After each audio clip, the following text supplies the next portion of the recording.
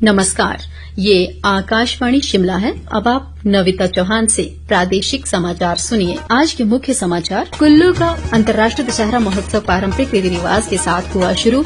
राज्यपाल शिव प्रताप शुक्ल ने किया शुभारंभ। मुख्यमंत्री सुखविंदर सिंह सुक्खू ने प्रवासी हिमाचलियों से प्रदेश के विकास में योगदान देने का किया आह्वान।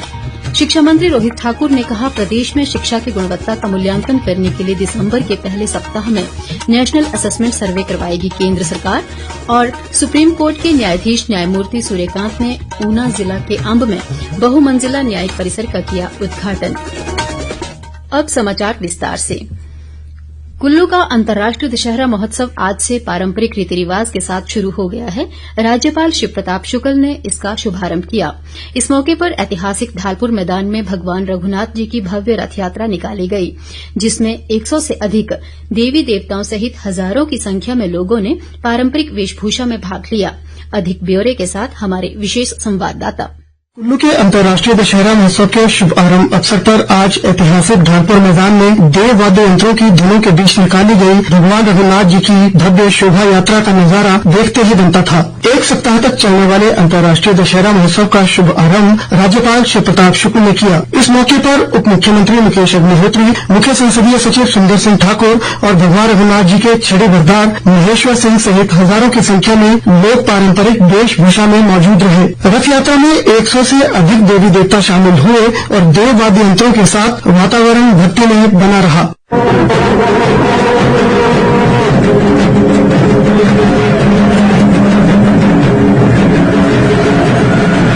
इससे पहले कुल्लू पहुंचे सैकड़ों देवी देवताओं ने भगवान रघुनाथ जी के मंदिर में हाजिरी भरी और माता हिंडुम्बा के पहुंचने पर मंदिर में विशेष पूजा अर्चना की गई। ये सभी देवी देवता एक सप्ताह तक ढालपुर मैदान में ठहरेंगे। दशहरा उत्सव के दौरान 25 देशों के सांस्कृतिक दल जहां अपनी प्रस्तुतियां देंगे, वहीं विभिन्न खेल प्रतियोगिताओं का भी आयोजन किया जाएगा। अंतर्राष्ट्रीय दशहरा उत्सव के दौरान 19 अक्टूबर को कुल्लू कार्निवल का भी आयोजन होगा, जिसमें विभिन्न सरकारी विभागों के कार्यक्रमों व उपलब्धियों को दर्शाती झांकियां शामिल होंगी। मुख्यमंत्री सुखविंदर सिंह सुक्खू 19 अक्टूबर को मेले के समापन समारोह में मुख्य अतिथि के रूप में शिरकत करेंगे। रितेश कपूर, आकाशवाणी समाचार, शिमला।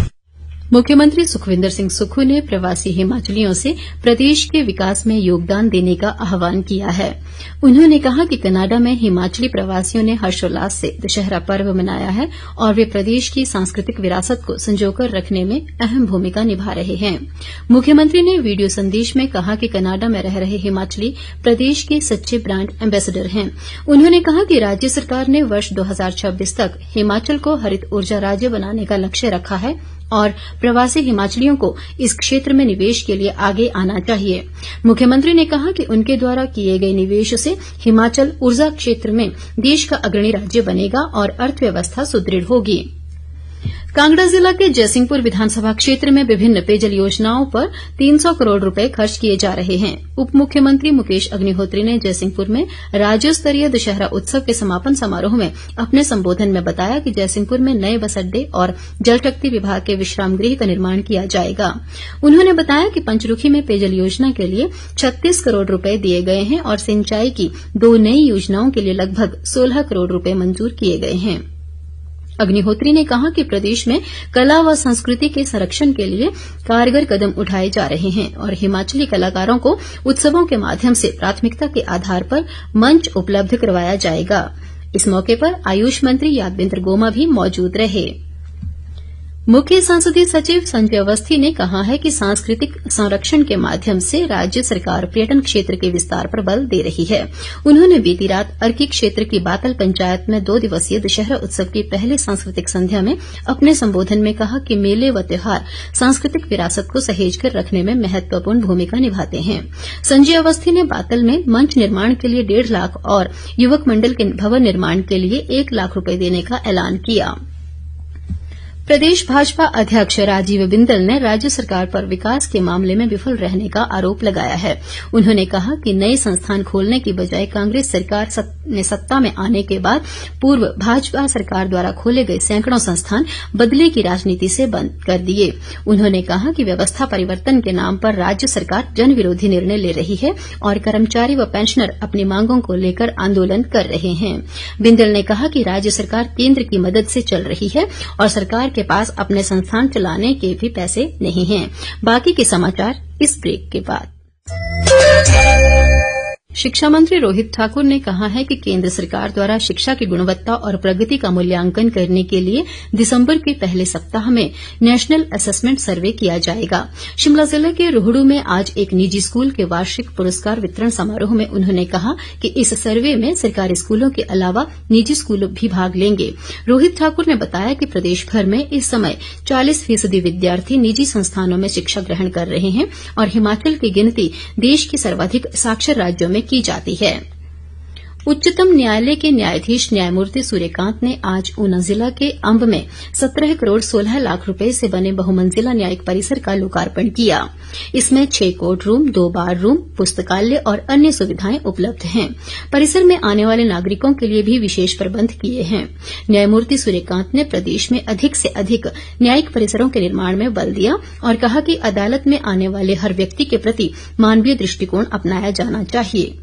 उन्होंने सभी अदालतों की कार्यप्रणाली में डिजिटल तकनीक का अधिकतम उपयोग करने को कहा। प्रदेश उच्च न्यायालय के न्यायाधीश न्यायमूर्ति तरलोक सिंह चौहान और अन्य न्यायिक अधिकारी व अधिवक्ता इस मौके मौजूद रहे। भाजपा का सक्रिय सदस्यता का अभियान 16 अक्टूबर से शुरू हो रहा है। इसे लेकर कल 14 अक्टूबर से प्रदेश के अनेक स्थानों पर कार्यशालाओं का आयोजन किया जाएगा, जिसमें सांसद, विधायक और पार्टी पदाधिकारी भाग लेंगे। ऊना में होने वाली कार्यशाला में मीडिया विभाग के प्रभारी व विधायक रणधीर शर्मा मुख्य वक्ता होंगे। उन्होंने कहा कि हरियाणा विधानसभा चुनाव में भाजपा की जीत से कार्यकर्ता उत्साहित हैं और लोगों ने कांग्रेस के झूठ को नकार दिया है। रणधीर शर्मा ने कहा कि हरियाणा में कांग्रेस पार्टी ने पिछड़े वर्गों को बरगलाने का प्रयास किया, लेकिन दलित वर्ग ने भाजपा को रिकॉर्ड समर्थन दिया है।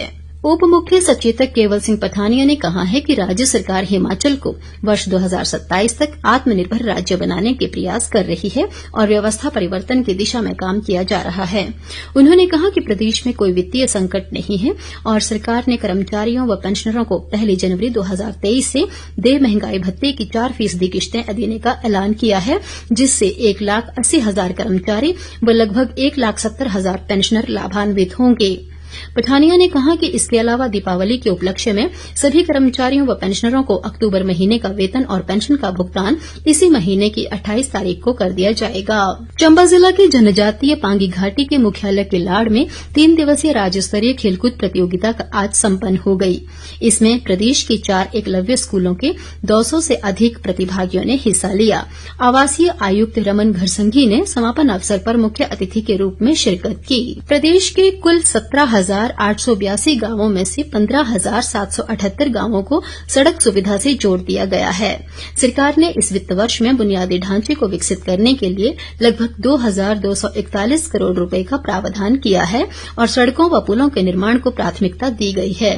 प्रदेश में इस समय 41,202 किलोमीटर सड़क नेटवर्क है, जिसमें 34,917 किलोमीटर पक्की सड़कें हैं। वर्तमान में 12,500 करोड़ रुपए के निवेश से 4 लेन राजमार्ग और 68 सुरंगों का निर्माण किया जा रहा है। अंतर्राष्ट्रीय आपदा जोखिम शमन दिवस आज समूचे विश्व में मनाया जा रहा है।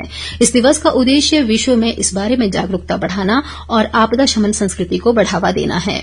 इस वर्ष का विषय है उज्जवल भविष्य के लिए अगली पीढ़ी को सशक्त बनाना।